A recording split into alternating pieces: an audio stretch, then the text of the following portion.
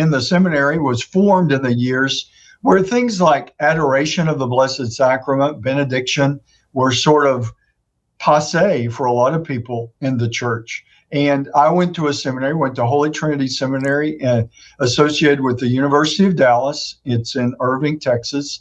And it was considered a pretty conservative seminary in those days. I really am sort of worn out with the terms of liberal and conservative. I just want the truth. It's not, there's no extra label. It's the truth of Jesus Christ. And thankfully, a lot of that was shared in my time in the seminary. We had benediction every Sunday night. We called it Benny Comp, benediction and comp every Sunday night. They still do. That's at awesome. That seminary. And so that was a signal to me that this wasn't some antiquated thing that needed to be gotten rid of, but it was part of the life of the church. And so as a young priest, my first place as a pastor, I said, I'm going to start having having benediction and adoration of the Blessed Sacrament. And that kind of planted the seeds for me. Then I was rector of the cathedral for 16 years here in Tyler. And we had, at that time, it was sort of, cutting edge, and really going back to the roots of the church to have, we had for First Fridays, we would have adoration all day and benediction, which is pretty minimal, but it was at least, it was a pretty big deal for most of the parishes weren't doing that. And again, no, the bishop didn't tell me you have to do this. It just came out of my own Eucharistic piety.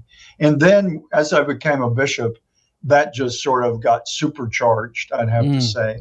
I needed that strength. Sure. I think the Lord knew that. I'm a sinner. I'm nothing special. I'm weak and easily intimidated. So I needed his strength from Eucharistic adoration, which I tell people, that's the power source. Yeah. Anything good that Bishop Strickland's doing, the power source is Eucharistic adoration. And of course, always hand in hand, the Immaculate Virgin Mary. And as I look back in my experience, especially as a bishop, as a priest as well, but I wasn't, this super pious priest that prayed the rosary all the time. I prayed the rosary, but more and more, it's just deepened, as I said. And as a bishop, it's like, I feel like the Holy Spirit said, okay, we're going to use this one. We're going to use And that's really what's happened. And even I've been a bishop, it'll be 10 years in November. Wow. And it took me a while to get the feel of it. But you talk about those moments. I do remember a moment when I felt I had to make a decision. Was I just going to kind of continue on the path that I was seeing, sort of a bishop manager that, as I see it, managing a lot, which a bishop has to, but was that sort of the main thrust of what I was going to do? And I said, no, I'm going to be about teaching the truth.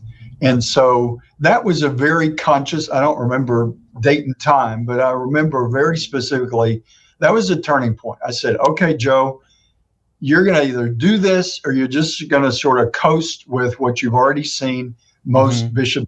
And I don't judge anyone else, but I knew for myself, I had to do something more than what I was seeing. And so I said, we're going to be a teaching diocese. I wrote a constitution on teaching with a lot of help and established an institute of catechesis and evangelization to teach the fullness and the glorious message of Jesus Christ, the whole challenging and consoling and life-giving and joyful, all the aspects of his truth, that too much of it has been sort of, well, we'll take this part, but we won't take that. And you got to take the tough and the joyful and the glorious, all of it together. The church is divided. And I don't hear enough, personally, Jesus Christ is the principle of that unity. And I don't hear that emphasized enough, really, by anyone.